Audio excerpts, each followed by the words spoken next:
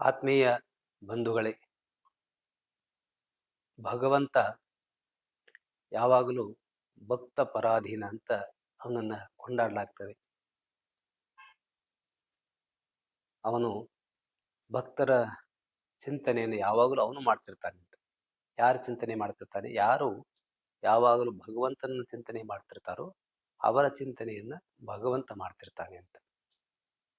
ಅದನ್ನು ನಾವು ಶ್ಲೋಕಗಳೆಲ್ಲ ಕೇಳಿದ್ದೇವೆ, ಹೇಳಿದ್ದೇವೆ. ಅನನ್ಯಾಶ್ಚಿಂತೆಯಂತೋ ಮಾಂ ಯೇ ಜನಾ ಪರ್ಯುಪಾಸತೆ ತೇಷಾಂ ನಿತ್ಯಾಭಿಯುಕ್ತಾನಾಂ ಯೋಗಕ್ಷೇಮಂ ವಹಾಮ್ಯಹಂ.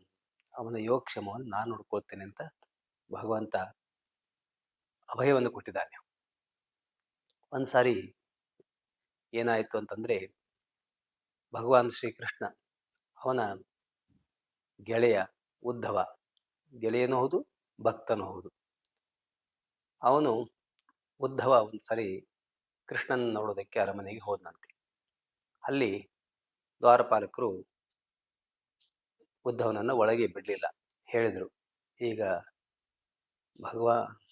ಭಗವಂತ ಧ್ಯಾನವನ್ನು ಮಾಡ್ತಾ ಇದ್ದಾನೆ, ಆದ್ದರಿಂದ ಈಗ ಯಾರು ಒಳಗೆ ಬಿಡೋದಿಲ್ಲ ಅಂತ. ಉದ್ಧವನಿಗೆ ಇದನ್ನು ಕೇಳಿ ಆಶ್ಚರ್ಯ ಆಯ್ತು. ಭಗವಂತ ಯಾರು ಧ್ಯಾನವನ್ನು ಮಾಡ್ತಿರ್ತಾನೆ? ಭಗವಂತ ಧ್ಯಾನ ಮುಗಿಸಿ ಅಂತಿಮ ಚಿಂತೆ ಮಾಡ್ತಾ ಇದ್ದ. ಭಗವಂತ ಧ್ಯಾನ ಮುಗಿಸಿಕೊಂಡು ಹೊರಗಡೆ ಬಂದ, ಉದ್ಧವನನ್ನ ಸ್ವಾಗತಿಸಿದ. ಆಮೇಲೆ ಉಭಯ ಕುಶಲೋಪರಿ ಪ್ರಶ್ನೆಗಳೆಲ್ಲ ಆಯಿತು. ಈಗ ಉದ್ಧವ ಕೃಷ್ಣನನ್ನ ಕೇಳಿದ, ನೀ ನನಗೇನಾದರೂ ಕೊಡೋದಕ್ಕಿಂತ ಮೊದಲು ಒಂದು ಪ್ರಶ್ನೆ ಇದೆ, ನನಗೆ ಹೇಳು ಅಂತ. ಏನಂದ್ರೆ, ನೀನು ಯಾರ ಧ್ಯಾನವನ್ನು ಮಾಡ್ತಾ ಇದ್ದೆ ಅಂತ. ಅವಾಗ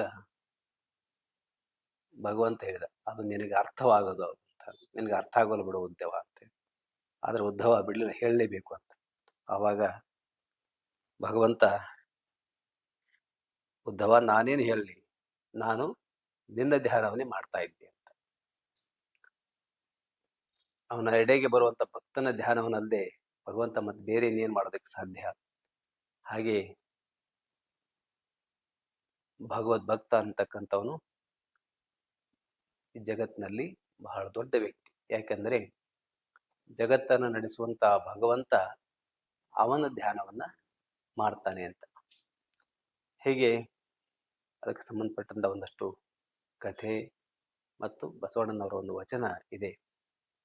ಹಾಗೆ ಆ ಕಥೆಯಲ್ಲಿ ಬರುವಂತೆ ಅದು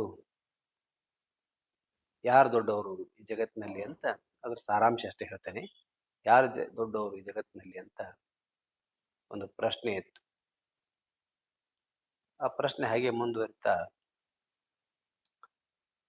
ಈ ದೇವರೇ ದೊಡ್ಡವನು, ದೇವ್ರಿಗಿಂತ ಯಾರು ದೊಡ್ಡವರಲ್ಲ ಅಂತ ಬಂತು. ದೇವ್ರಿಗಿಂತ ದೊಡ್ಡವರು ಯಾರು? ದೇವ್ರಂದ್ರೆ ಈಗ ಶಿವ ಅಂತ ಇಟ್ಕೊಳ್ಳಿ. ಶಿವನಿಗಿಂತ ದೊಡ್ಡವರು ಯಾರು? ಶಿವನಿಗಿಂತ ದೊಡ್ಡವರು ಯಾರು? ಪಕ್ಕದಲ್ಲಿ ಪಾರ್ವತಿ ಇದ್ದಾಳಲ್ಲ, ಅವಳು ದೊಡ್ಡವಳು ಅಂತ.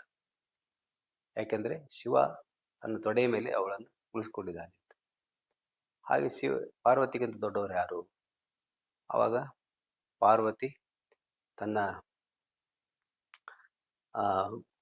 ವಾಹನ, ಅವಳನ್ನು ಹೊತ್ಕೊಂಡಿರ್ತಕ್ಕಂಥ ವಾಹನ, ಅದು ದೊಡ್ಡದು. ಆಮೇಲೆ ಅದಕ್ಕಿಂತ ಯಾವ್ದು ದೊಡ್ಡದು? ಹೀಗೆ ಭೂಮಿ ದೊಡ್ಡದು.